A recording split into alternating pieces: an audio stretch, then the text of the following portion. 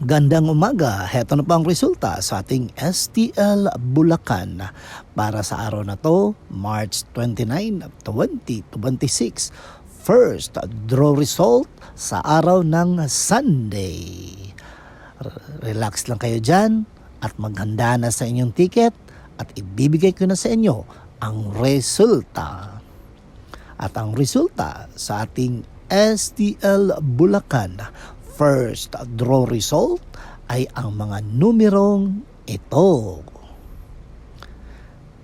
Dapat matulog tayo ng sapat sa oras, magpahinga at kumain ng mga masustansyang pagkain para maalagaan natin mabuti ang ating sarili dahil ito ang ating tunay na yaman para tayo'y umasenso.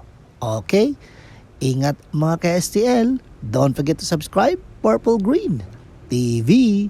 Paki-like, share at comment na rin po. Thank you. Ingat kayo palagi.